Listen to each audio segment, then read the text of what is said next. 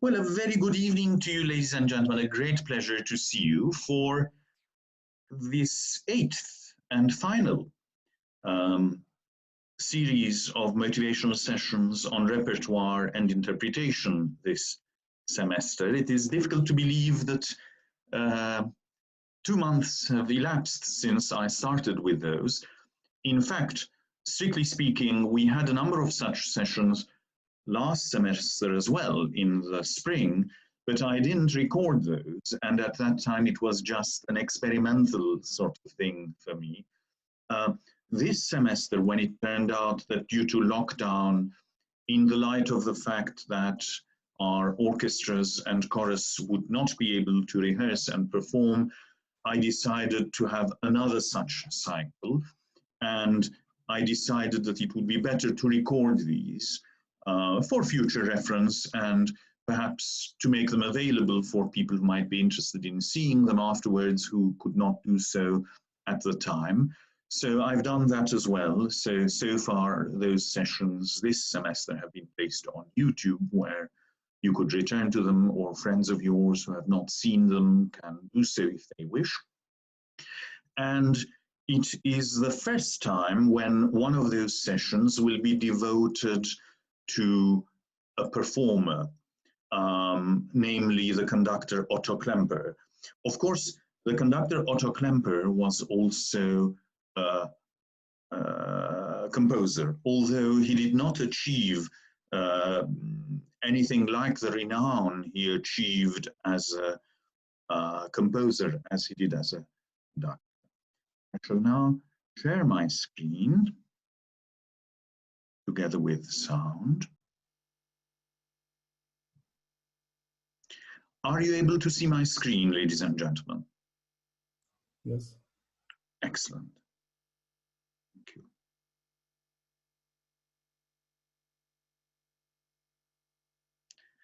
So this evening I shall talk about Otto Klemperer as a conductor. He deserves to be discussed as a composer, although many of his works have remained unpublished, unfortunately, and of what has been published, only a small proportion has been recorded. A couple of things have been recorded under his own baton, and they're well worth listening to. But we shall think of him as a conductor this evening.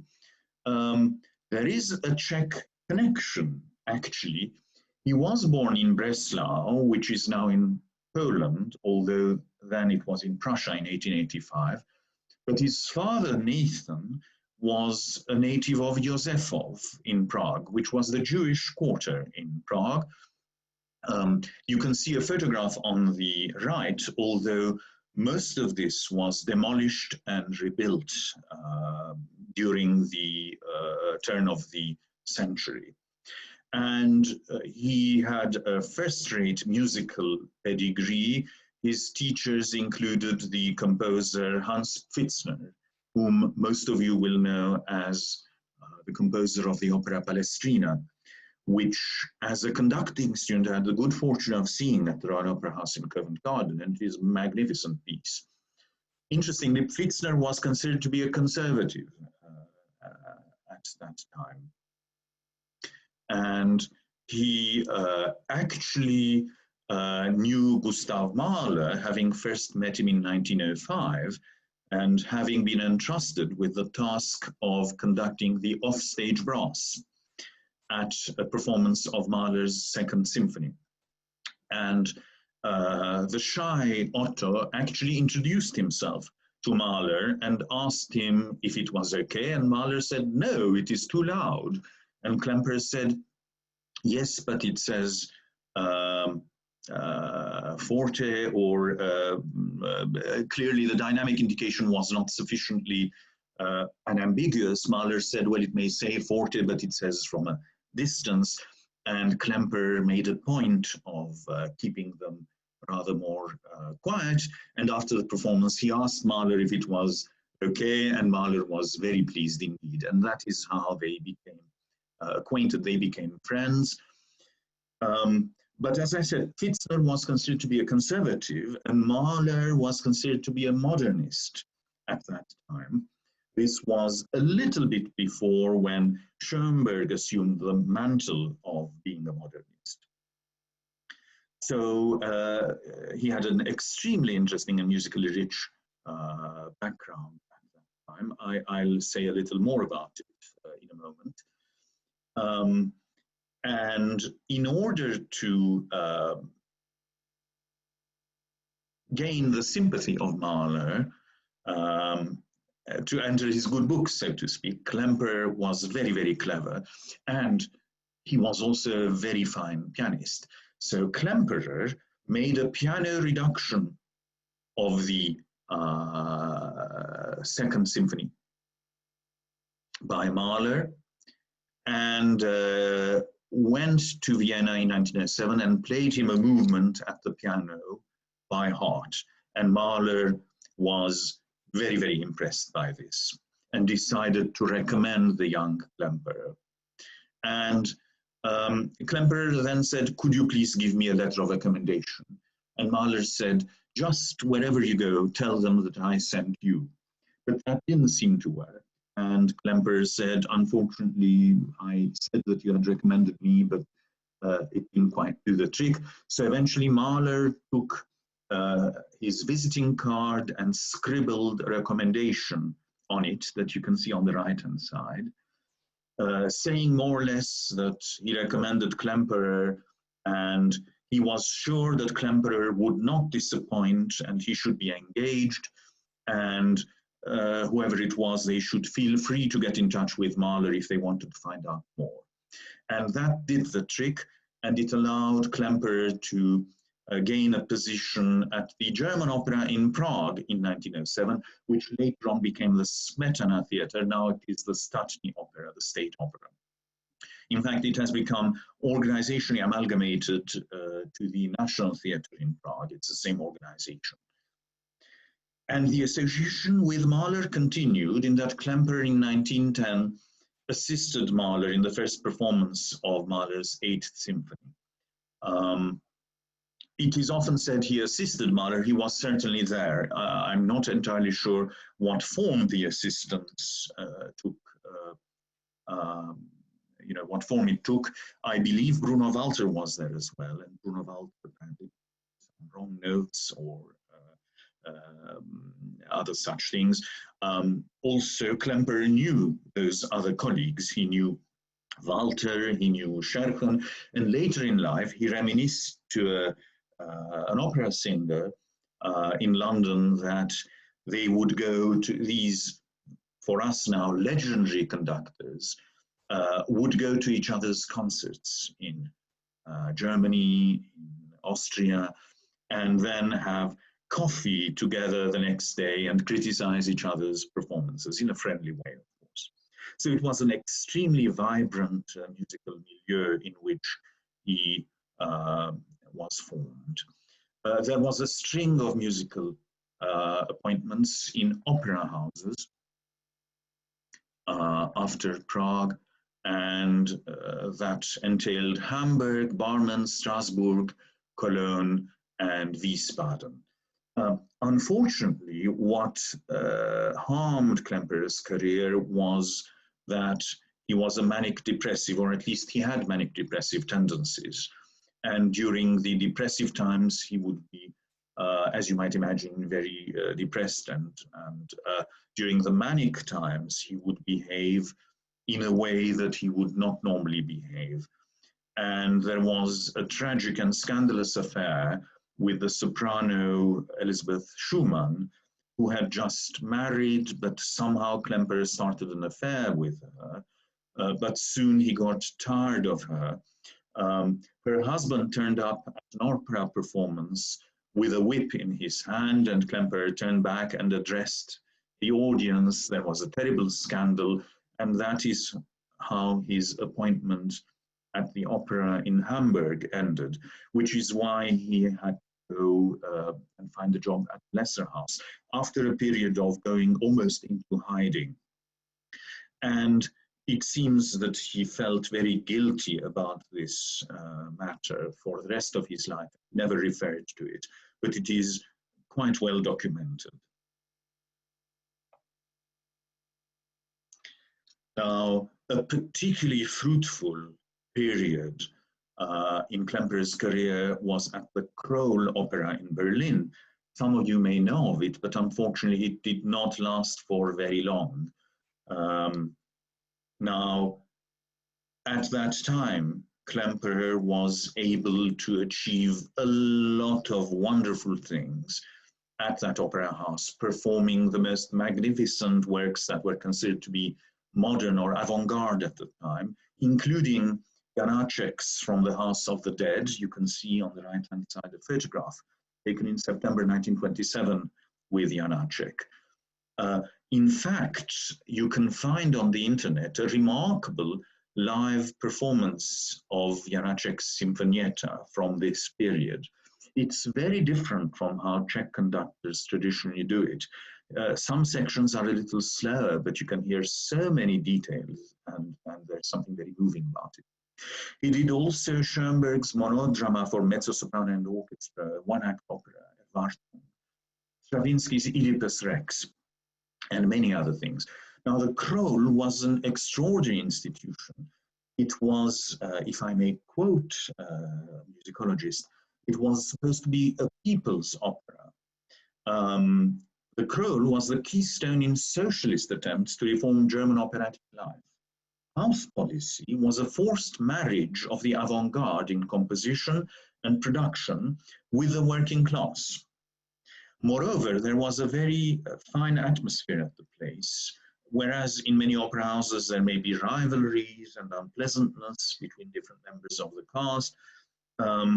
It appears that in this instance, the entire singing cast was placed in the hands of one singing teacher, Friedrich Hussler. So they were all classmates in that sense. And partly because of that reason, there was a special atmosphere in the theatre. There was a rigorous stress on musical accuracy. And also the cast were bound together by an awareness of the fact that there was external hostility. There were a lot of people who wanted the Kroll to shut down, not least the Nazis, of course. But also the concept of it was, if you like, in a sense, that it led to magnificent artistic results. It was flawed in that there were the most wonderful modernist, but meaningfully and musically modernist stage productions, which probably were not especially accessible or attractive to workers whom it was attracted to draw to opera houses. So in that sense, it was flawed, but it was a golden period, and it was perhaps the first golden era in Klemperer's career. You can see images of the Kroll in 1850 at the top and 1950 at the bottom. Unfortunately, it was damaged by bombing during the Second World War and was completely demolished in 1951, so you can't find it there. Another interesting thing for those of you who are particularly interested in Czech culture, the legendary Czech soprano Jarmila Novotná, who was a pupil of Emma Destinova and who later on had a career in New York at the Metropolitan Opera, was one of the team at the Kroll Opera under Klemperer's direction. But the Kroll fell between two stools. So there was opposition by the Nazis, but the left wing that was supposed to support it also seems to have lost interest. And again, I'm quoting, while the Kroll became the darling of the leftist intellectuals, it had no success at all convincing workers that what they really wanted to see was not La Bohème with stars, but 12-tone music and cubist productions of Beethoven's Fidelio. And unfortunately, at the end, the company had lost nearly all the political allies who might have been able to save it. And despite Klemperer's protests, the Kroll Opera was finally closed on the 3rd of July 1931 with the last performance of Mozart's The Marriage of Figaro. But it was not in vain. Not only did Klemperer advance his art, and Klemperer often in his career, he not only conducted operas, but he also directed them. as stage director. But it also served as an inspiration for legendary stage directors such as Walter Felsenstein, Wieland Wagner, and in fact, it is said that nearly all modernist operatic innovations in the half-century since may go back to those very fruitful Kroll years, and Klemperer was the driving force there. Now, unfortunately, with the rise of Nazism, he did go to the US, as so many other German or Austrian musicians of Jewish extraction did. There, he became music director of the Los Angeles Philharmonic, and his tenure there is remarkable for several reasons, one of which is that he was still someone who wanted to encourage modern music at the time, and he conducted works by Arnold Schoenberg, for example. But he was deeply unhappy by the atmosphere in the United States, particularly in California. He considered to be insufficiently cultured, too materialistic, conservative, and the music critics did not appreciate him particularly. And he suffered a bitter disappointment not to be offered a permanent position either at Philadelphia with the Philadelphia Orchestra or with the New York Philharmonic, where Toscanini had recommended him and suggested him for the post. There's an explanation. Klemperer had been engaged by the music manager Judson, who was extremely influential, for the first 14 weeks of the New York Philharmonic's 1935-1936 season. And though he was extremely successful, he committed the grave mistake of going against Judson's wishes and programming Mahler's Second Symphony, a work that, of course, was of very great personal importance to Klemperer. Indeed, all of Mahler's music was extremely important to him, and he went on performing Mahler's symphonies to the end of his life. But it was not a success with the box office, and apparently the orchestra made a loss, and Judson was very, very angry with Klemperer, and it appears that Judson prevented Klemperer's appointment. Klemperer was very much embittered by this, and he wrote a letter to Judson where he considers it to have been a personal slight, a personal offense to him. And he wrote that the society did not re-engage me is the strongest offense, the sharpest insult to me as artist which I can imagine. You see, I'm no youngster. I have a name, and a good name. One could not use me in a most difficult season and then expel me. This non-re-engagement will have very bad results, not only for me in New York, but in the whole world. This non-re-engagement is an absolutely unjustified wrong done to me by the Philharmonic Society. And he left. Now, Klemperer's bad luck did not end there, unfortunately. In 1939, he was diagnosed with a brain tumor. He had surgery, and though the surgery did save his life, he was left partly paralyzed. And in addition, he had this manic depressive tendency, this cyclothymia, and he became so depressed that he willingly committed himself to an institution. But then he decided he no longer wanted to stay there, and he escaped. And he became a fugitive, and he was arrested. And that also created a terrible scandal. There was a New York Times cover story, Klemperer missing, and then a photograph in the Herald Tribune newspaper with Klemperer behind the bars, as you can see on the right. That meant that he became, as they say colloquially, he became something of a hot potato. He became unemployable, and no professional orchestra of any renown wanted to have anything to do with him. And so he fell into financial difficulties, so much so that his daughter Lotte, who faithfully helped him to the very end of his life, sacrificing her own life and career to guide and help her father, she had to find work in a factory so that they could live. And there is apparently a recording, but I haven't been able to find it. But there's a recording of a rehearsal made in 1942 when Klemperer is rehearsing Wagner and Brahms in New York with the none too capable Work Projects Administration Youth Orchestra. I've read by someone who has heard the recording that Klemperer seems undaunted and determined to shape them, to whip them into some sort of shape, but it's really not a very good orchestra at all, even though Klemperer is really trying his best and not giving up with them. So there was this really sad situation.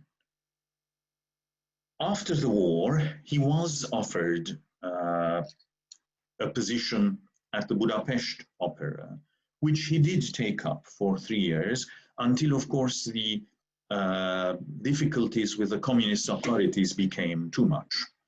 We are very lucky in that there are some wonderful live recordings preserved of various operas. They're sung in Hungarian, but even so, they're well worth listening to. He did have conflicts with communists, and shortly afterwards, there were 2 other unfortunate accidents. He had a severe fall, which incapacitated him for a good while, and people rather assumed that he will never get better. And then one night, he had the habit of smoking in bed, and somehow he fell asleep when he was smoking, and his blankets caught fire. And because he had had some trouble with his shoulders, on his bedside table, he had a bottle of camphor, a sort of oil, and without thinking particularly clearly, he just poured that liquid onto the flame. But of course, if you pour oil into flames, you don't extinguish them. He actually doused the flames, and he had very severe burns indeed. And people generally assumed that he would die, and certainly they assumed that he would not recover sufficiently to be able to conduct. But he managed to overcome all these misfortunes through sheer doggedness, determination, as well as a passionate thirst for music. This man lived for music, to make music, and his belief in the healing power of music was unshaken. And also, we owe a huge amount to the dedicated care, including nursing, by his daughter Lotte. So he managed to survive that misfortune as well. And then we enter the final period in his life and in his career, which likewise was a golden period. Although in this period, Klemperer was a very different conductor.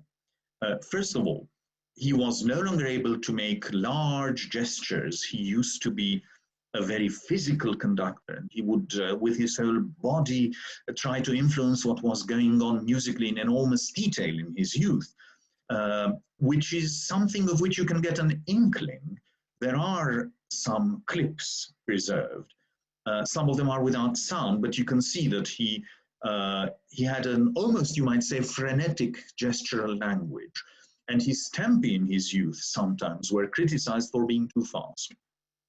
But in this final and especially fruitful period, starting in the 1950s, the tempi became slower, broader, the interpretations became somehow more restrained, not less passionate, but the passion and the drama emerged through a certain hardness, through a certain restraint, with glorious results. How did this happen? Well, Klemperer was discovered, as it were, by the impresario and record producer Walter Legg in 1954. And Klemperer, who had a very good nose for conductors and singers, by all accounts, he was not a particularly nice man at all, but he was an excellent scout for talent. So Klemperer, Legg had formed the Philharmonia Orchestra primarily as a recording orchestra. And at this period, the Philharmonia Orchestra was deemed to be perhaps the best orchestra in the world. Don't forget that Germany and Austria had been destroyed and musical life there had suffered. So there was this period when the Philharmonia was really the best orchestra you could find anywhere. And Legg decided to offer Klemperer the position of principal conductor, and in 1959 he made him conductor for life. This meant that they could record a lot of repertoire because rehearsals towards concerts could double as recording sessions, which was economically viable. Now, during this period, we find that Klemperer performed and recorded mostly the Austro-Germanic repertoire, Bach, Mozart, Beethoven, Brahms, Bruckner, Schubert, Schumann, Mahler, Mendelssohn, the classics, so to speak, and did much less modern music. And when he was asked about that, he said that he would very much like to do avant-garde music, and he never lost his interest for progress and music that was new. He even had a friendship with the French conductor and composer Pierre Boulez, and went to Boulez's rehearsals to observe. But he was financially constrained because Legg was also very much mindful of the necessity for the recordings to be viable and the concerts also to be viable and financially successful so that they can keep going. So it is that which limited the scope of what he was doing in terms of repertoire, rather than any disinclination on Klemperer's part. So they embarked on huge recording projects, most of which has most recently been released. And they are really treasurable recordings. All of them are excellent. Many of them are, to my mind, the very best versions of those masterpieces recorded by anyone. And these recordings were usually combined with concerts at the Royal Festival Hall in London. However, when Walter Legg came to a point where he decided that he could not finance these things anymore, he was an employee of EMI, the record company, and that it was getting more difficult. From one moment to the next, he announced that he would disband the Philharmonia Orchestra. And this happened without any warning in 1964. The musicians, however, got together and they decided that they would reform as a self-governing orchestra, which they named the New Philharmonia. And they asked Otto Klemperer to become their president. And Klemperer decided to support his musicians and to give them his prestige and his name and to continue working with them, thereby saving the orchestra. And this decision proved to be very, very crucial because the recordings made from that time onwards, although there are people who say that the orchestra was not good, was not as good in the later period as it was in the initial period, to my mind, these recordings are really absolutely marvelous and still unmatched today. How was Klemperer as a conductor? Well, we will talk about that in greater detail very soon. But though he was rigorous in rehearsal, and sometimes he could be rather fussy. So in a recording session, when Legg or the sound engineers or other producers, Suji Grab, for example, they would say that, please, maestro, can you do this bar again because that chord is not together? Klemperer would sometimes insist on doing the whole movement again. So he would irritate people in that way. But he was an extremely genuine person. He would never pretend to be what he was not, or he would never give himself airs of grandeur. He enjoyed very great respect, of course. He was treated as a kind of living god, the last living representative of Beethoven and Brahms and Bruckner. So he was given that sort of esteem by his musicians, but he had a dry and very amusing sense of humor, and he would never behave arrogantly towards his musicians or his singers. On the contrary, many of them recollect acts of very great kindness, although that was not always obvious. He was extremely honest, and no one ever questioned that if he was rigorous and demanding, it was not because of his own, of any desire on his part to show that he's the boss. It was always a very humble and passionate desire to serve the composer, to serve the music, utterly unpretentious and peppered with a sense of irony and humor. And as one YouTube watcher has commented, he was serious, sincere, and genuine. Very different from stars, jet-setting stars of a more modern era. He did say that he would have preferred to be remembered as a composer, which he is not, but who knows, perhaps his time may come. But I have no doubt that whatever the current status of his compositions might be, composing greatly enhanced his conducting, because one of the characteristics you find when you listen to recordings of his live performances or his studio recordings is that he profoundly understands the music. He knows how it has been put together, how the internal tensions work, and somehow it is held exceedingly masterfully. There's, even when it's very slow, and it's not always slow, but even when his tempi are slow, there is a pulse, and it is held in such a way as to make the music extremely clear, extremely intelligible. Everything is balanced. You do not miss anything. I think that later in life, when he's noted for slower tempi, he was actually trying to achieve exactly the same result of making the music clear, of making it sound as great as it is, through different means, by holding it rather than driving it forwards, whereas in his youth, he sought to achieve the same result by faster tempi and perhaps by being a little more flexible.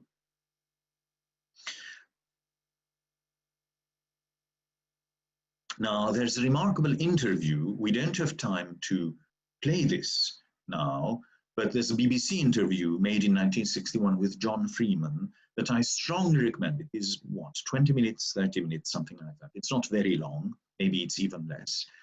And he speaks very, very sincerely and unpretentiously. So you can get a real feel for the character that he was. Now, during those Philharmonia years, he also did some guest conducting. And there are some recordings, particularly live recordings from this era. And I should like to share one example with you. And in fact, I mentioned that last semester in the spring, during the first lockdown, I started having weekly sessions for my own orchestra, given that we could not rehearse together. And I devoted those sessions at that time to pieces that the orchestra had already started preparing, because we had a schedule of several important concerts coming up. One of the pieces that we had programmed was Beethoven's Coriolan Overture. So I devoted one session to that work and played different recordings, different interpretations. We went through the score, we marked the orchestral parts with members of the orchestra via Zoom. And at that time, though I myself had conducted the piece many times in the past, rather in the way that I'd learned from conducting masterclasses with George Hurst at Canford in England. And Hurst had learned it from Pierre Monteux, and there are at least 2 live recordings made with Monteux, and it's absolutely fast.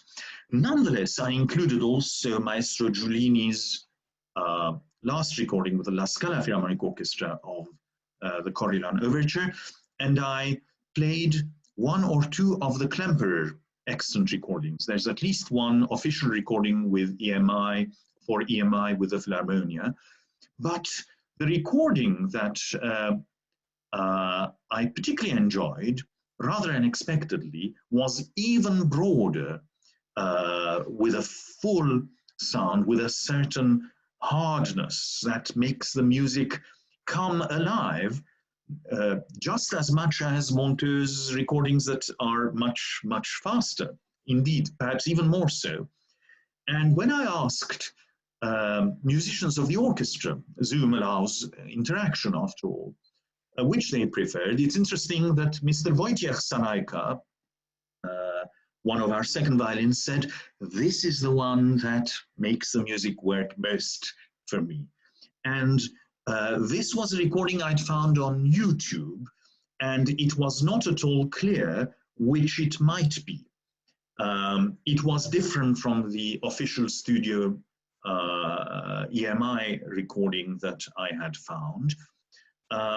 And there's an earlier recording, a mono recording, and that's faster still, whereas this is slower. So I didn't know which it was, and it wasn't clear to me how I might establish that. Well, I'm very honored to be a member of the Otto Klemperer Appreciation Society. So earlier today, I decided to ask for help. So I said, "Dear fellow members of the society, I ask you a favor. This evening I've got a presentation about the life and work of Otto Klemperer, and I hope to play this recording, which I found on YouTube, but I don't know the year and with whom it is. Can you advise?" And extremely helpfully members responded, and I'm particularly grateful to Mr. Ramon A. Palona of the society, who responded and looked at the discography. You see, the society has people who have been enjoying Klemperer's recordings for many decades, and many of them are much more knowledgeable than I. And we reached the conclusion eventually that in all likelihood, this recording is the latest one, latest recorded version, latest documented performance that Klemperer made. It was recorded live in Munich, and it was with the Bavarian Radio Symphony Orchestra, 1969. It is slightly slower than his official EMI studio recording with the Philharmonia Orchestra. It's the one that Pan Salajka especially liked, and I'm inclined to agree with him. So I shall play this now for us all to enjoy, because I think it, within a short span of time, it's less than 10 minutes, it reveals a lot about Klemperer's art and Klemperer's approach to music.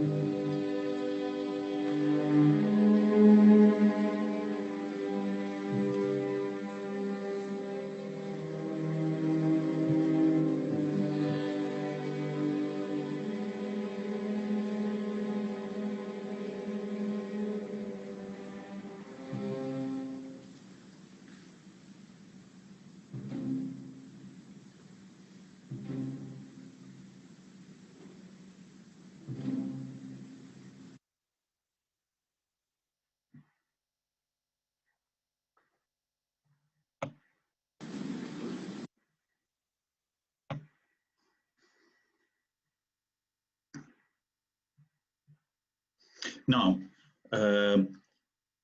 my next excerpt is of Klemperer, who was partly paralyzed and he could only play properly with one hand. I don't know how much he could play with his other hand.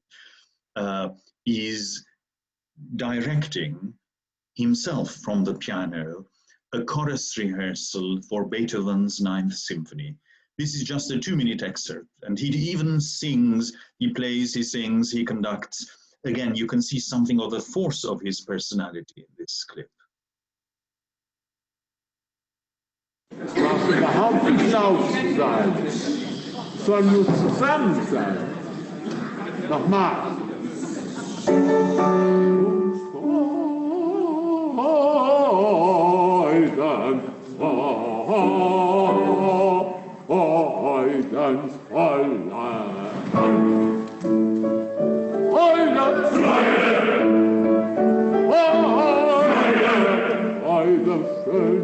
Das Funke Tochter aussehen ließ, ihr betreten Feuertum und diese Einheit.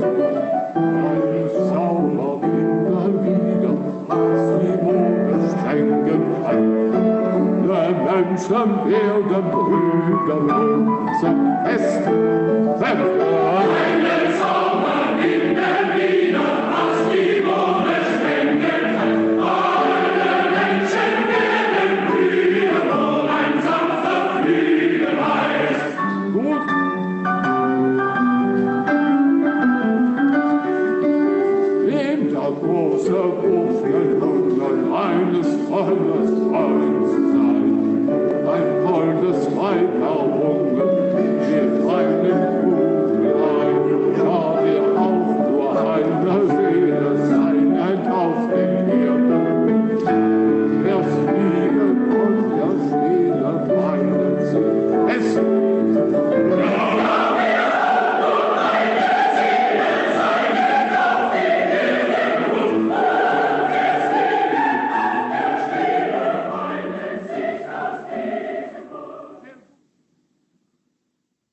So that was Klemperer rehearsing the chorus for Beethoven's Ninth Symphony at the piano.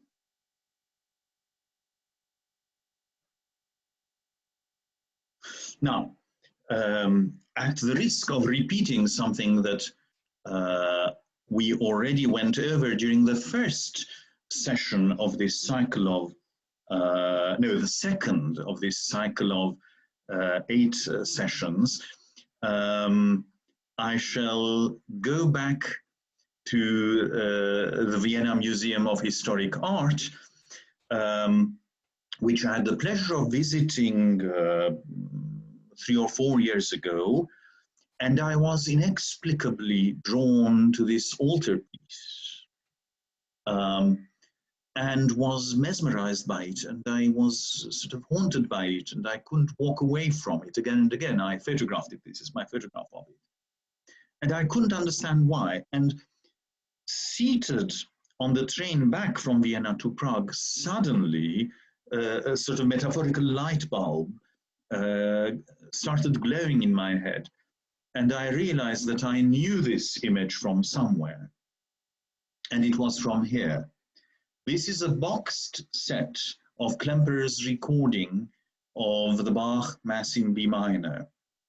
And I had known this recording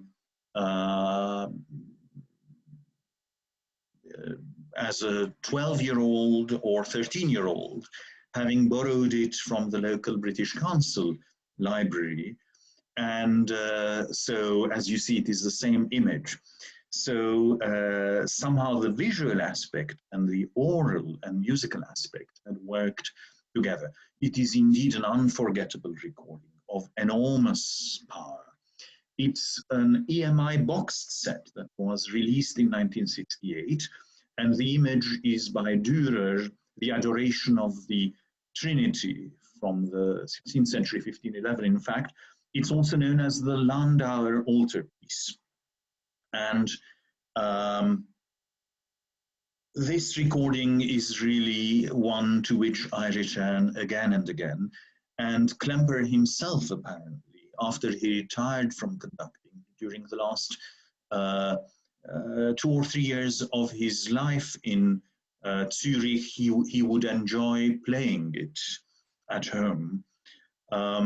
Now, I have read that there exists also a 1961 recording. This was made in 68, a 61 recording of the choruses only, but I have not been able to locate it, so I haven't heard it. And there are recollections of Klemperer in 1932 when he was preparing the work to conduct it for the first time. He was so obsessed by it and so self-absorbed that he would go to rehearsals in the tram in Berlin holding the score in his hand and defiantly singing the Kyrie theme aloud. And he himself wrote, "For me, Bach's B minor Mass is the greatest and the most unique music ever written." As I said, I will be at risk of repeating myself because we spoke quite a lot about Klemperer during our second session in connection with the Bach Mass in B minor, as well as our very first session this semester on the Mahler symphonies. But even so, I cannot resist the temptation of at least playing you the opening. Never has the opening ritornello, instrumental ritornello, been played so beautifully and phrased so meaningfully as here with the Philharmonia Orchestra, the new Philharmonia Orchestra as it was at that period. It was after it had reformed as a self-governing orchestra subsequent to its dissolution by Walter Legg.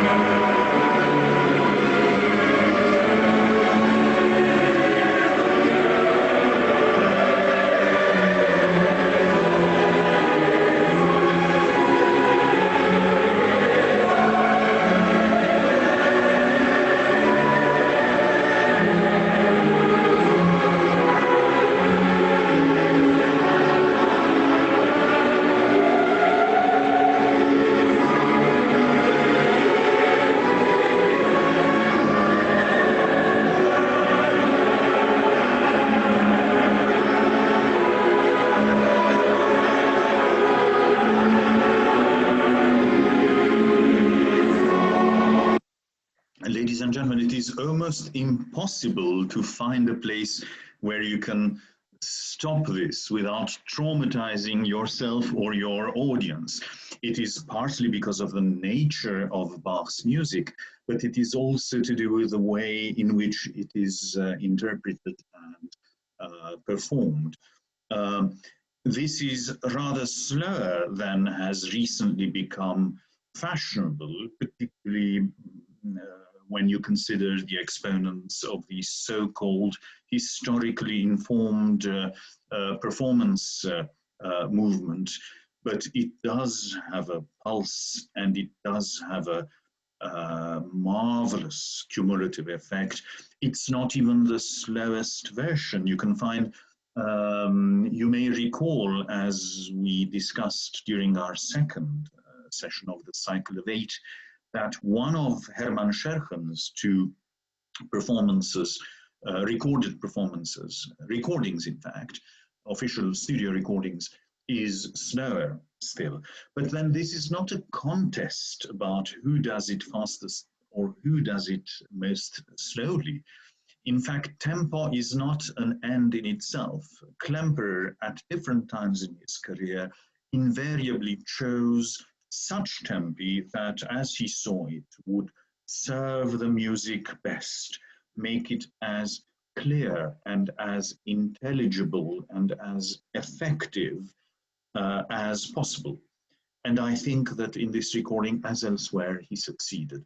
The other thing I ought to say is that he was not someone who was invariably inclined to slow tempi. And for example, the slow movement, the 3rd movement of Mahler's 4th symphony, in his interpretation, or the 3rd movement of Beethoven's 9th symphony, in his recording and live performances, is substantially faster than that of many others. His Bruckner 4 has tempi that are faster than Karajan on EMI, for example. So the tempo is not an end in itself. It's not a competition who can do it as slowly as possible and yet still sustain it. Although Klemperer, in common with Giulini, could do it better than most. It is merely choosing these things, making interpretive choices that serve the music best. Now, here is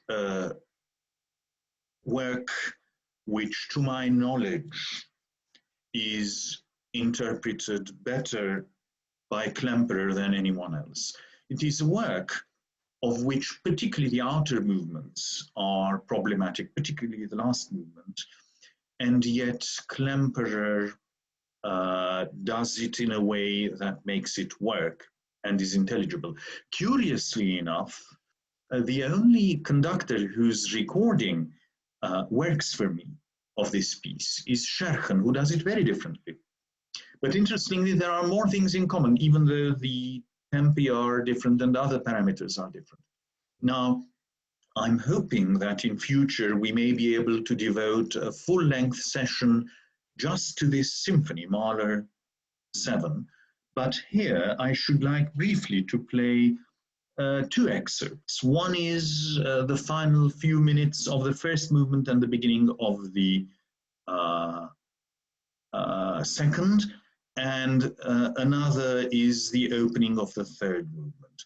So I shall try to find an appropriate moment. I think that roughly the 22nd minute is where I want to play it from.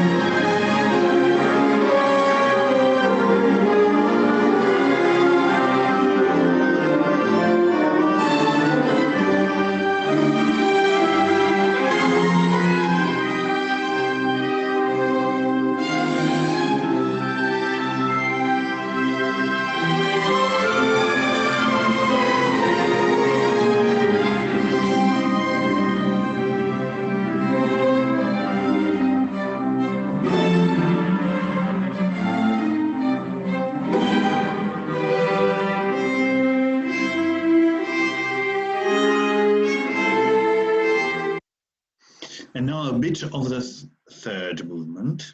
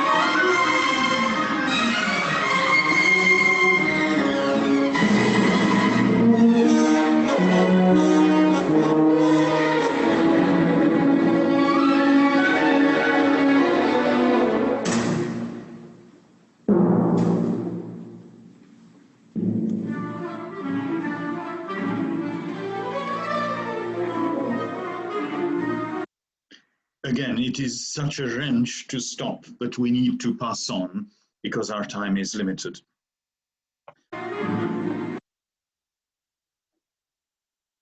Now, unfortunately, Klemperer never managed to record Mahler's 8th Symphony. He had decided to do so towards the end of his life, but with his failing health and deteriorating eyesight, it was decided that he should cancel that plan. But we are fortunate, again with the Philharmonia, as the recording of Mahler 7, from which we heard those couple of excerpts. He did manage to record Mahler 9, and that studio recording is very, very treasurable. It exists, and some of the players remembered that when the recording session started and Klemperer started conducting Mahler 9, the first few bars, the first few measures were heard. Suddenly there was this grin on his face, the pleasure of returning to a work with which he had been also very closely associated in his career. But in addition to that studio recording for EMI with the Philharmonia, there's a later and even more remarkable live recording of Mahler's 9th Symphony with a semi-professional orchestra in Jerusalem, made during a concert on the 4th of August 1970, when Klemperer visited Jerusalem, and after the concert he accepted Israeli citizenship. It was with the Jerusalem Radio Orchestra, which is now the Jerusalem Symphony, but at that time the orchestra had only 54 players and needed to be expanded by a youth orchestra called the Gadna Symphony Orchestra, one of whose cellists, pictured on the right, studying the pocket score of the work, it seems, was only 12 years old, a fact which impressed and amused Klemperer. And if you want to hear a polished recording, then the EMI Mahler 9 has some very beautiful playing, just as this recording of Mahler 7, from which we heard excerpts, is.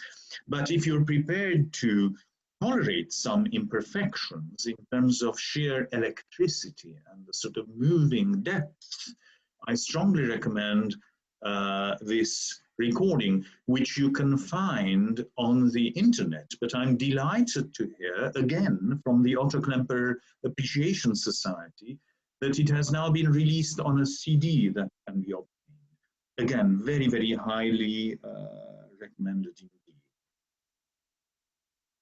Now, as we approach the end of our session, I should like to quote from some of the recollections by Peter Andre, who was a flautist as well as a professional producer for EMI.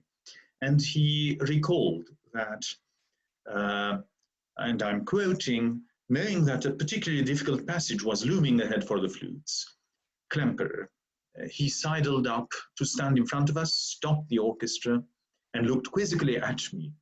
I froze with terror. He pointed at the reasonably good-looking lady flautist next to me and asked, in that heavy accent that sounded like broken glass, and which is so beloved of Klemperer imitators, "Is she your girlfriend?" "No, sir," I replied with some embarrassment. "No? Why not, then?" he demanded, and retreated to the front of the orchestra, obviously disgusted with my lack of chivalry. A further recollection is this.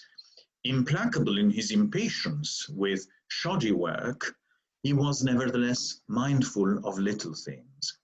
Many times, early in the morning, my telephone would shrill to startle our entire family awake.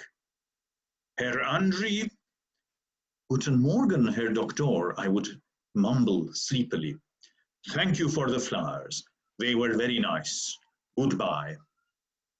So that was Klemperer, economical with nothing superfluous, something that very much characterizes his conducting in his later years.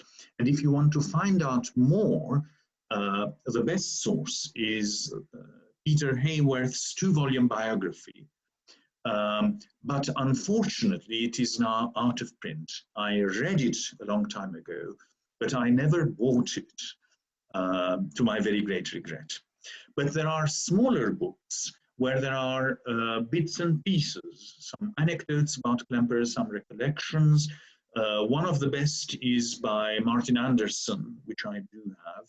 And Norman Lebrecht's excellent Mahler Remembered volume has a section where Klemperer recollects his meetings and memories of Mahler. The timpanist of the Philharmonia, and someone I had the pleasure of getting to know whilst I still lived in England, John Tolansky, recorded a compilation of recollections from Philharmonia players that is included in one of the boxed sets recently released of the complete Klemperer Philharmonia recordings for EMI, which, by the way, are really treasurable. They're called the Klemperer Legacy CDs. Now, the other thing I should like to mention is the documentary film Otto Klemperer's Long Journey Through His Times by Philo Bregstein, made in 1973, and I think released again in 1985. And I should like to cite, to show you brief excerpts from this. Not in terribly high quality, I'm afraid, but nonetheless, they will give you a flavor. First, I shall demonstrate some footage. I will show you some footage of Klemperer rehearsing Mahler's Second Symphony with a Philharmonia in studio sessions towards the end of his life, in fact, in 1971, if I'm not mistaken.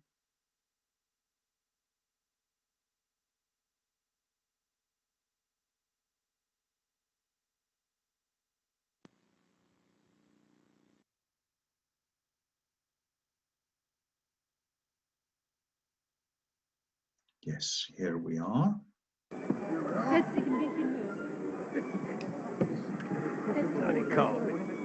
He's stuck on the car.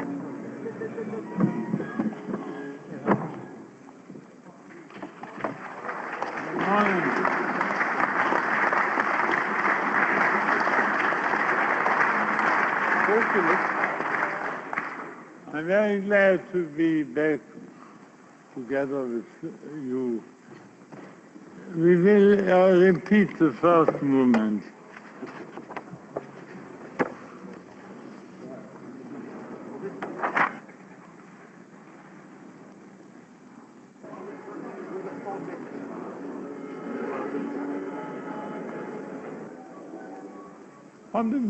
From the very beginning.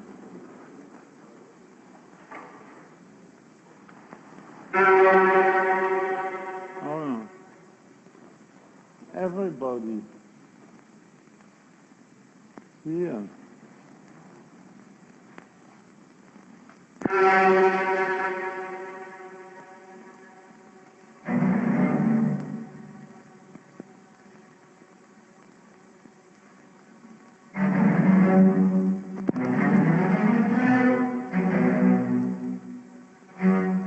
Ich finde, er macht den objektivsten Maler. Er interpretiert nicht seine persönlichen Gefühle hinein. Und das Erstaunliche ist, dass die Zerrissenheit der Zeit viel deutlicher zum Ausdruck kommt. Weil es war ja klar, dass diesem Komponisten der Untergang der Kultur des 19. Jahrhunderts ganz klar vor Augen gestanden ist. Der Untergang des Landes, mit dem er mit einer Hassliebe verbunden war, er hat das alles vorausgesehen.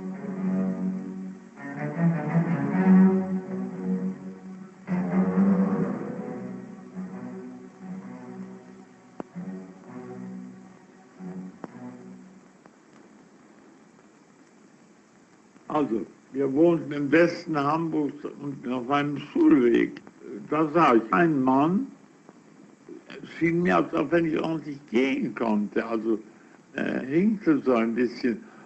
Und ich wusste, das ist der Kapellmeister Mahler. Da war ich Gott, kleiner Junge, ich war da als Knabe. Nur ein Wunsch, Schauspieler zu werden. Ich habe mir so gesagt, ich studiere Musik, aber wenn ich gründlich bin, dann gehe ich natürlich unter die Schauspieler. Und in Berlin, ich war ja auch am Konservatorium, brachte Max Steiner wirklich Leben in die Bude. Da waren zum ersten Mal. And now a second excerpt from the same rehearsal.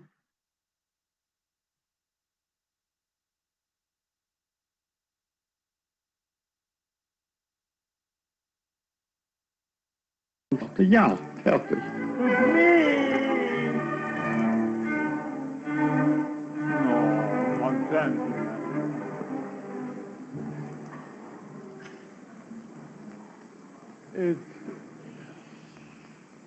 The music is a little rubato, not like a metronome. And we wait a moment, that's it. And then it sounds naturally, this movement, like Schubert, but it is not Schubert. It's only that the composer thinks back in the happy times when Schubert lived. That's all.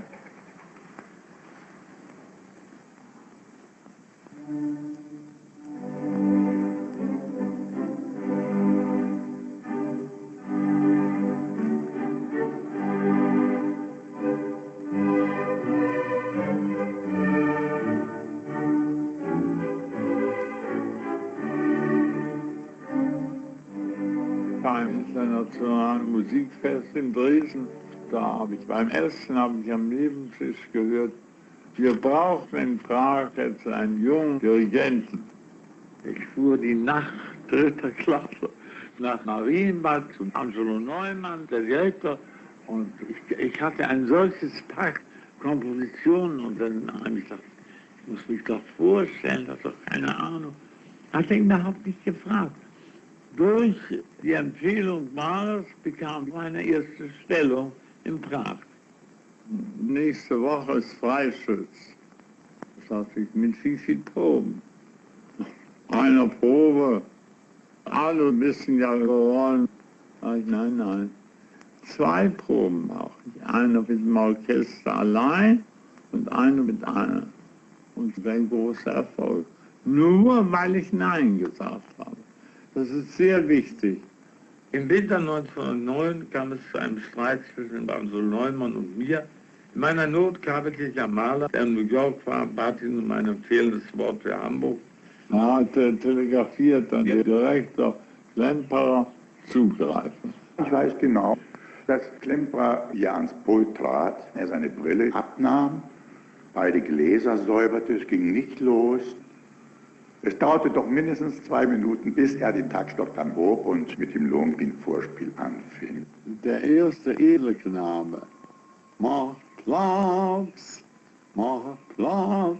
für Elsa von Brabant. Ja, war Elisabeth Schumann. Der zweite war Lotte Lehmann. So eine Besetzung, nicht? Ich habe meinem ganzen Leben, das ist ziemlich lange, habe ich nie einen solchen Erfolg wieder gehabt.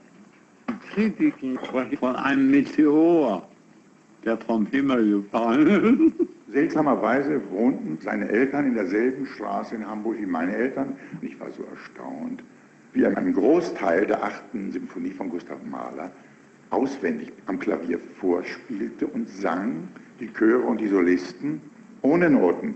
Ich muss sagen, da habe ich eigentlich zum ersten Mal gefühlt, es steht ein großer Komponist vor mir. War dieser Störenfried des europäischen Konzertlebens nun endlich tot? Ich glaube nicht.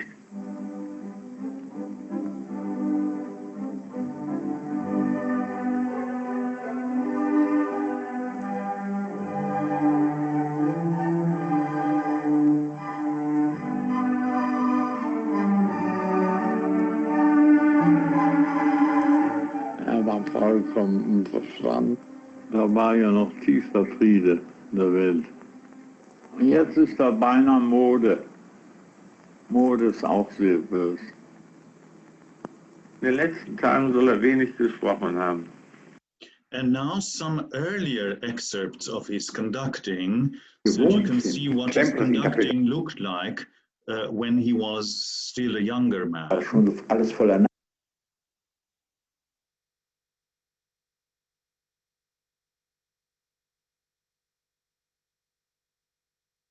On West Adams,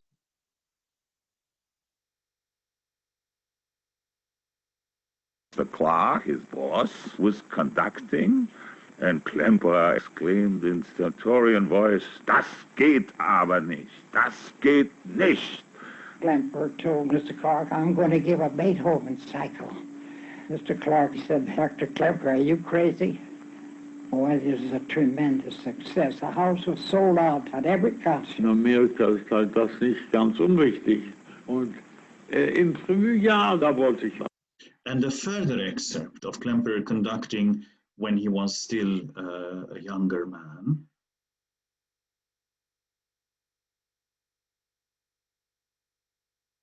Der letzte Satz ist große Trauerlied, aber der dritte Satz ist dieser elektrisierende Marsch. Den sagt er bis jeden Sonntag, der Mann aufhören. So wollte es der Manager, aber ich nicht.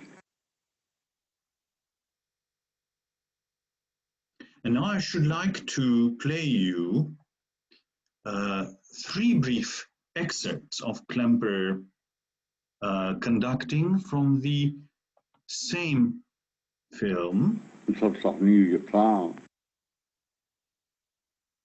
From the same documentary. In der Musik.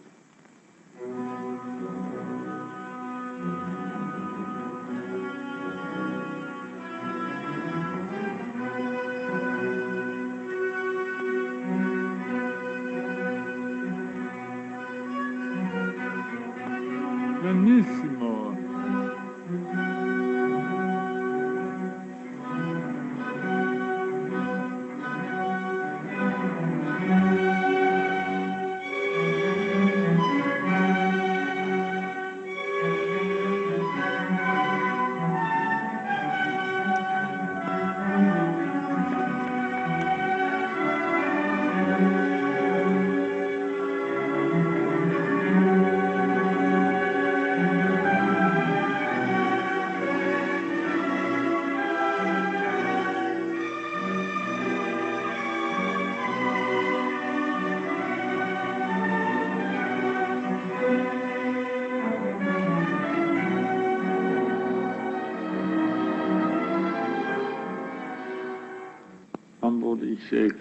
That was, of course, not Klemperer as a young man. I do beg your pardon. It was from the same 1971 session.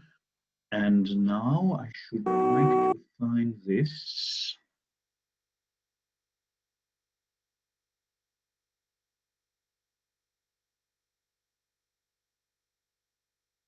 This is indeed an earlier one.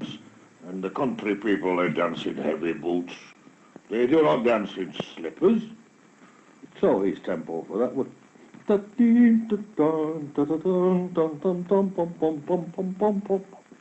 see, 1, 2, 3, 1, 2, 3. Now that's...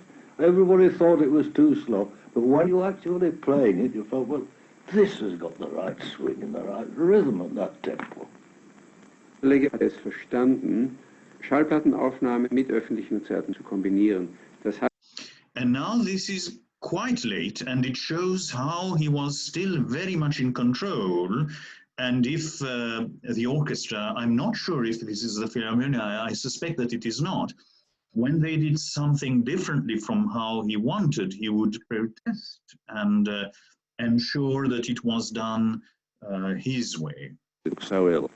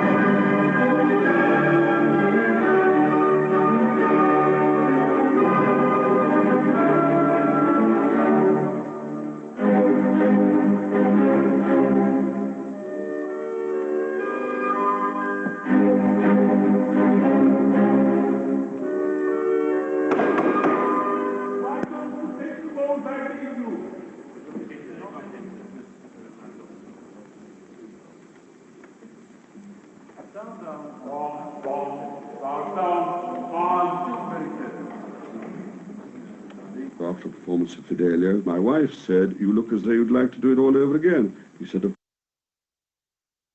so these are some excerpts from this wonderful documentary that I warmly recommend. It's Otto Klemperer's Long Journey Through His Times by Philo Bregstein.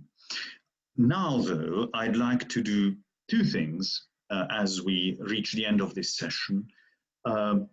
We have focused on Mahler, but Klemperer would do a lot of things extremely well. Bach, Haydn, Mozart, Beethoven, Mendelssohn, Schumann, but also Berlioz and Dvorak. There are recordings that you might like to explore. I should now like to play you a little bit from his recording of Mendelssohn's incidental music to the Midsummer Night's Dream. By the way, that was the Egmont Overture that we heard. So now a little bit of Mendelssohn.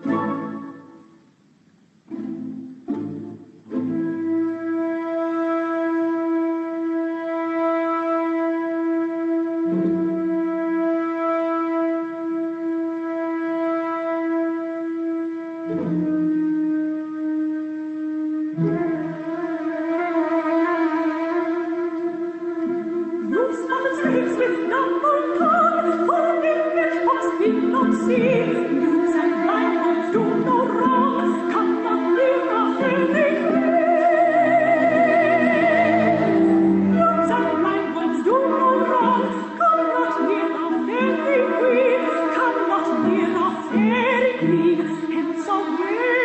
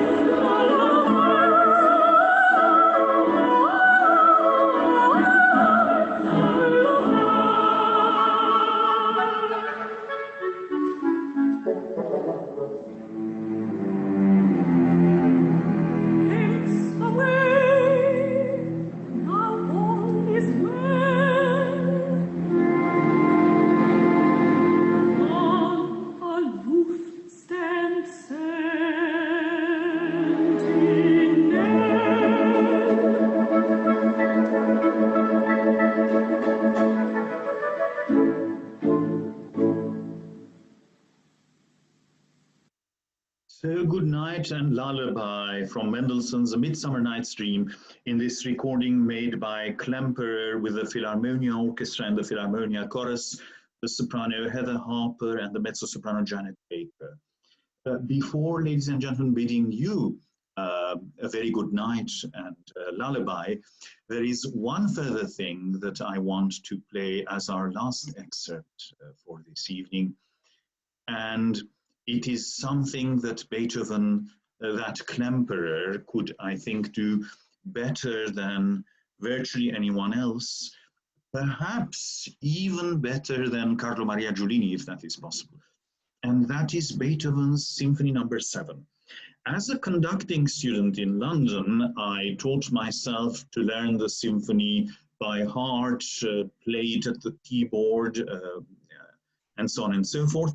And there was, towards the end of the last movement, the coda, a very interesting movement in the bass line that is the basis for the whole thing as it ends, which was completely new to me. I thought I'd studied the score, I heard it performed, many recordings, but it is only Klemperer who brings this crucial thing out. I shall play it from a live broadcast performance. I believe it was broadcast from the Royal Festival Hall with the Philharmonia by the BBC, if I'm not mistaken, in around 1970. You can get those for all 9 Beethoven symphonies these days on, you can buy them on CD or high quality DVDs. And I should like us to end with the ending of Beethoven 7. So we need to go to find the right place.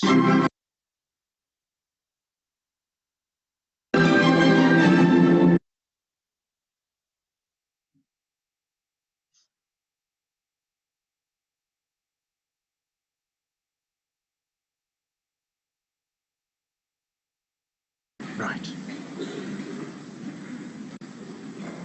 Let's hear the whole of the last movement.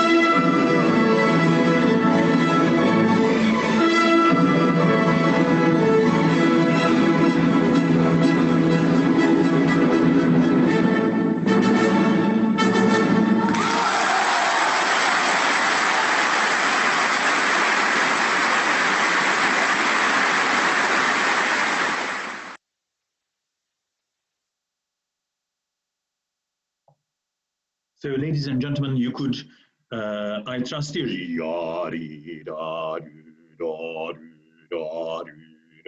with the cellos and basses, which you cannot usually hear. This was, I think, a recording someone made on television from a Japanese TV broadcast and placed it on YouTube, from which I downloaded it some years ago. It's no longer on YouTube, but now you can acquire these things perfectly legally on high-quality Blu-ray discs, which I think the Philharmonia Orchestra are making available to the public. A complete, magnificent set with a booklet of essays, including all 9 symphonies.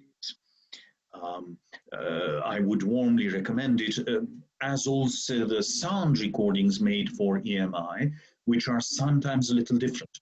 But, and I should say, I'm very sorry that probably using Zoom as our medium of communication, I find that sometimes the movement in the video is rather jagged and sometimes not synchronized with the sound, but actually orchestra and conductor were always together.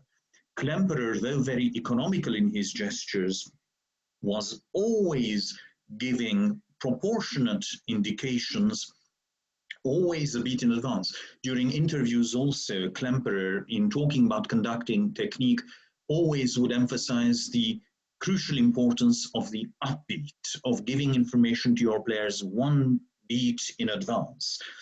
And players also have reflected on the fact that even when Klemperer was more limited in his ability to indicate things using fluent gestures, being partly paralyzed, nonetheless, they always knew what he wanted and when it was required, and they were able to keep together, and more than that, as you can hear. It is an admirable instance of a wonderful rapport between conductor and players who have been working together so well for such a long time that the orchestra already knows what the conductor wants, and the conductor already knows what he has to show and what he need not show anymore. I should like to end by referring to my own opinion that Klemperer, in his interpretations, and I'm no longer talking about his gestural language anymore, but something more fundamental and more important, and something that is more inward in his musical vision, a certain clarity, a certain authenticity that has nothing to do with using old instruments or adhering to old metronome markings, but in a more fundamental sense that goes right to the heart of the music. Authenticity and sincerity, a profound understanding that is both instinctual, instinctive, and intellectual. Phrasing, balance, a certain sense of rigor at the service of the music that verges on a certain hardness, but not a hardness that is aggressive or disagreeable, rather a hardness that is granite-like, that conduces to building up in a cumulative way a glorious edifice out of the work being conducted. And a certain seriousness, a seriousness that does not lack humor, but is full of drama, and there's the sense that every note is genuinely and profoundly felt without the feeling being worn on one's sleeve, and every note being a matter of life and death. Genuine, wholehearted, insightful, illuminating, and with a deeply spiritual sense. I should like to proffer my thanks to the Otto Klemperer Appreciation Society, and end with this historic photograph. I think this was taken from a conducting competition. You can see Klemperer on the left, then Sir Adrian Boult next to him, Walter Legg next, and Carlo Maria Giulini. In an interview made in German, this is an English translation of it, Klemperer as a means of reminding us all of the humility that a conductor needs to have, not only in dealing with his musicians, who after all are the ones who are actually making the sound, but towards the composer, said the following: the conductor's hand delineates the music as far as possible and should give the musicians the opportunity to play as though they were quite free. The orchestra must do it. They must play. I should like to end this presentation on that note and ask you all, ladies and gentlemen, if you have any questions at this stage. This was the last one of this cycle of 8 such sessions, and I should like to thank those of you who chose to attend any or all of those sessions. I'm very grateful to you for inspiring me and stimulating me to prepare these presentations in lieu of our rehearsals, which we have been sadly unable to have. So the floor is open. Does anyone have any thoughts, any comments to add, any questions to pose?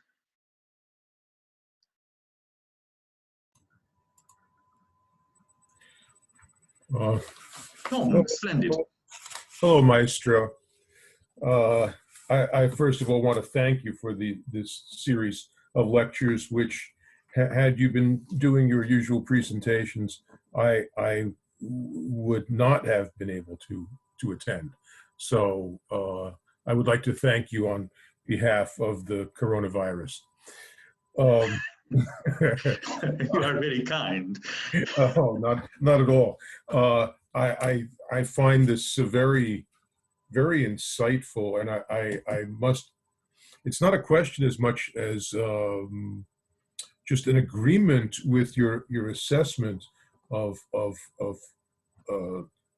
what Klemperer brings to the music. I can hear very clearly in the excerpts, especially the Coriolan and the Kyrie in B minor. You know, there again in the finale of the seventh, it's not I wouldn't call it slowness. It's deliberoso, and stressing the importance of every note, which brings a clarity to interpretation. It's astounding, and I have to thank you for pointing this out. I can hear, you know, I mean, so many interpreters will just sort of elide over so much of this, and here we're hearing the brooding quality of you know, an introspection of Beethoven, most especially you know, in the character of Coriolanus himself. I find it very enlightening, and I would encourage people to explore that further.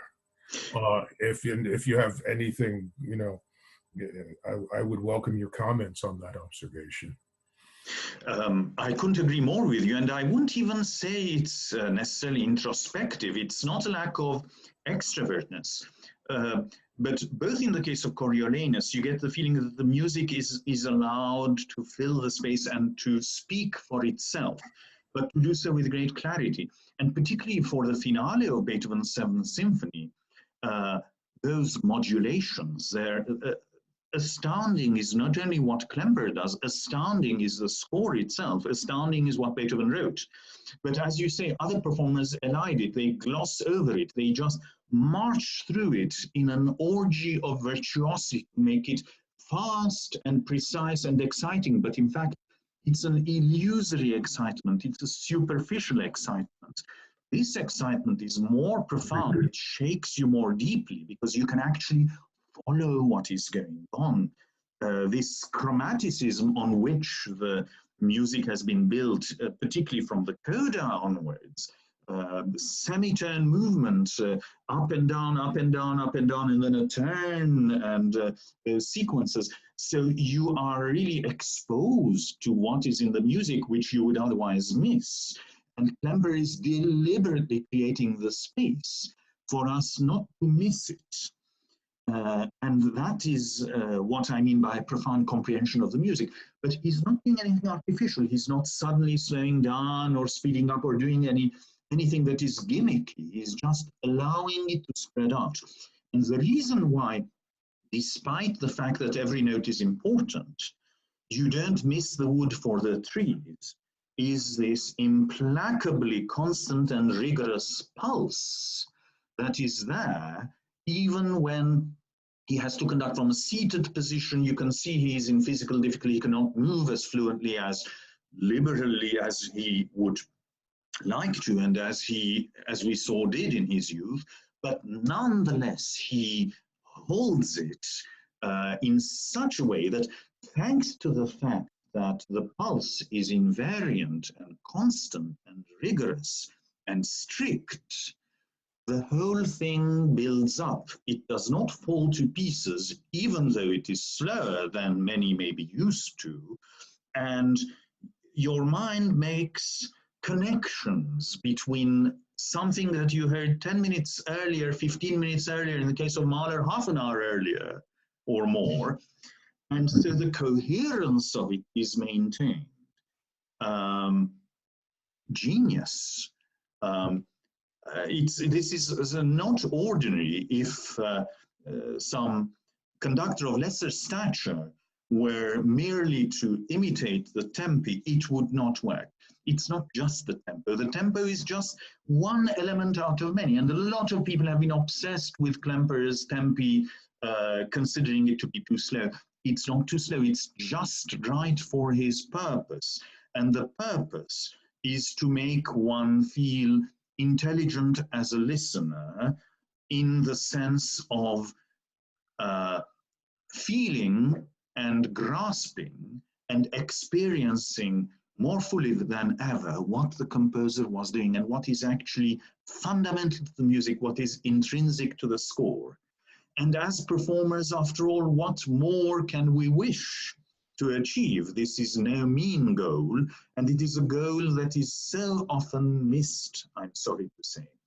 By the way, ladies and gentlemen, Tom is a very distinguished orchestral player of wide experience, as well as a former orchestral manager for a major ensemble in the United States. So his own words have a certain amount of weight, and I'm so glad that you agree with me, Tom.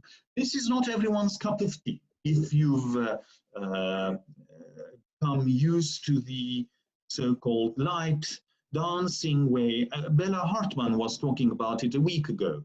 His frustration at hearing Bach's St. Matthew Passion being played like a jolly, cheerful dance, merrily, the first movement.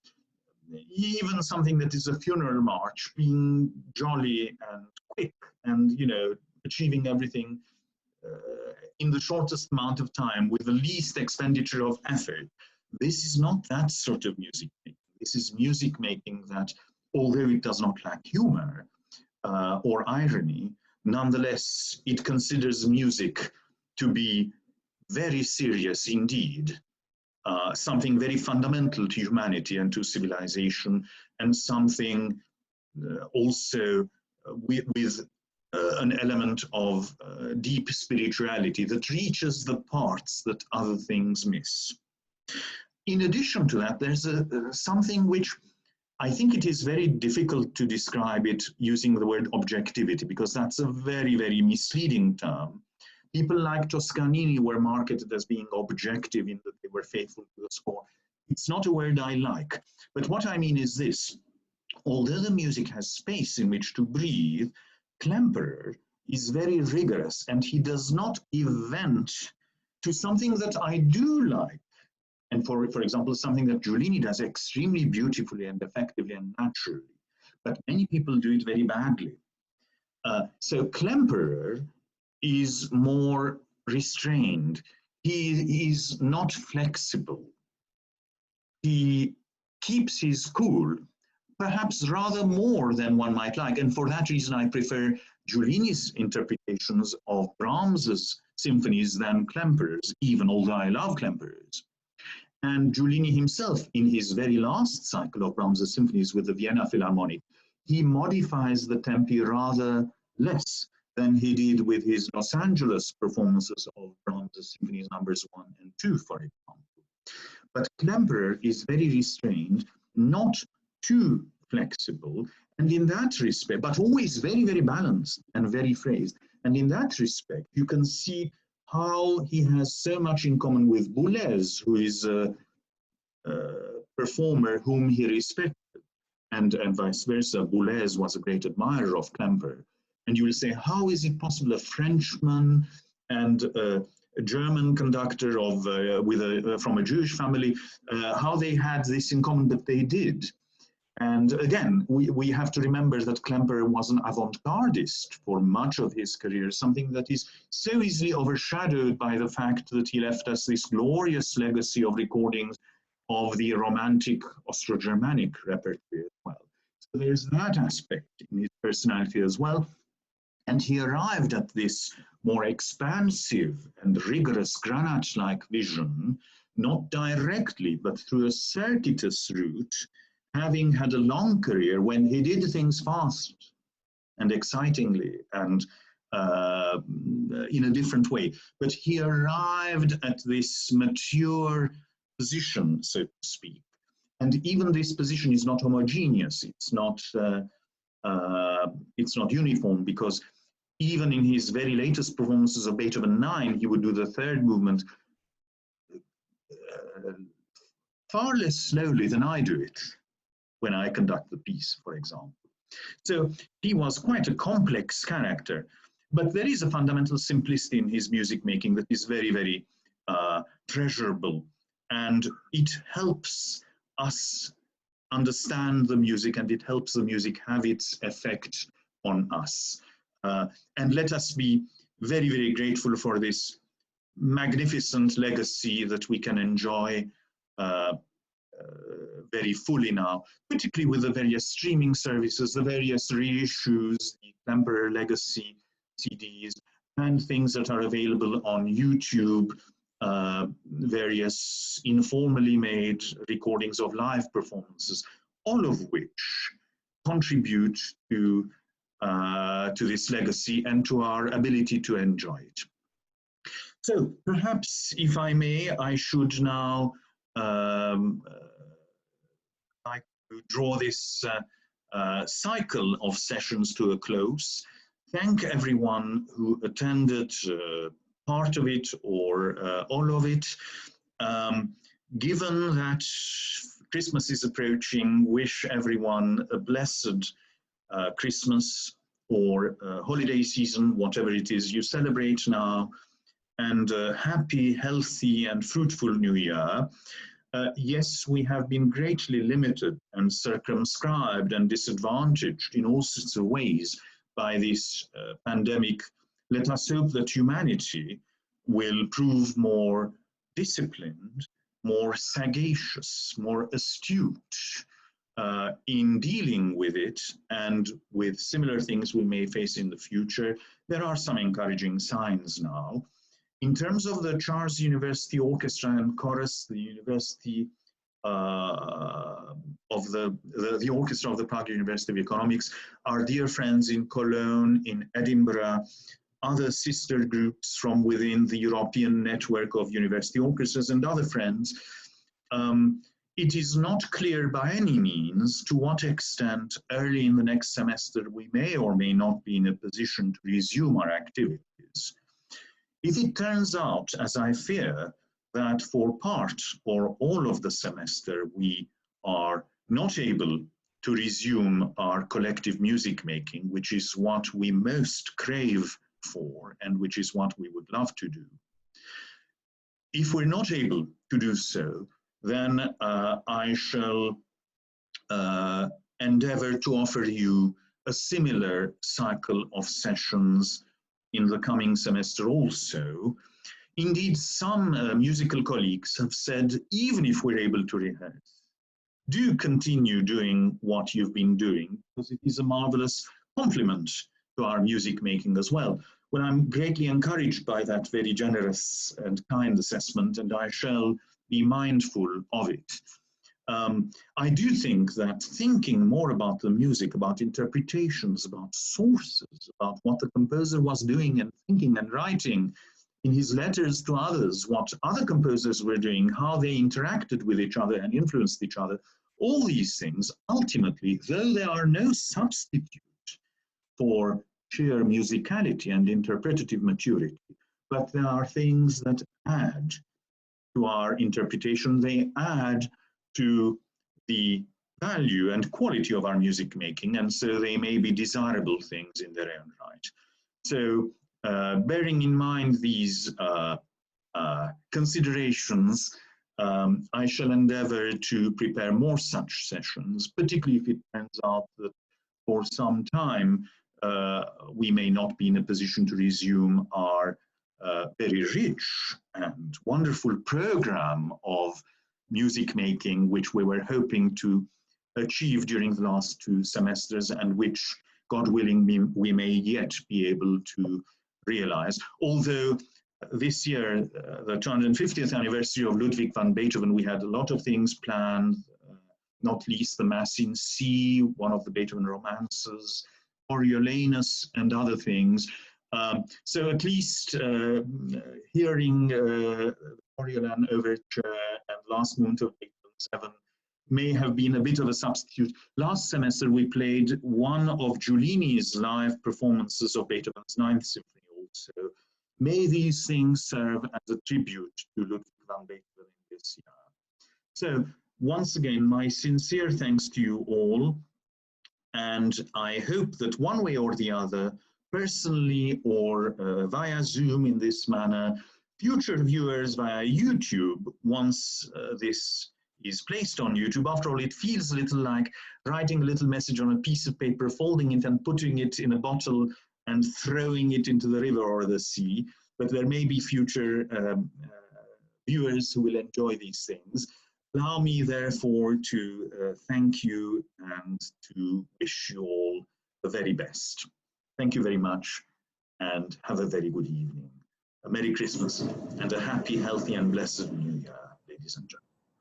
Goodbye. Merry Christmas. Thank you, Haig, for everything. Have a happy Christmas. Thank you, Hanichko, for your support. Thank you. Merry Christmas. Thank you very much, Ricardo. Thank you. Thank you, Haig. Merry Christmas. Thank you. Merry Christmas. Thank you for this magnificent series. You're very kind. Thank you. Thank you for attending. Merry Christmas. Thank you, Haig. And to you. Goodbye, everyone, and thank you very much indeed.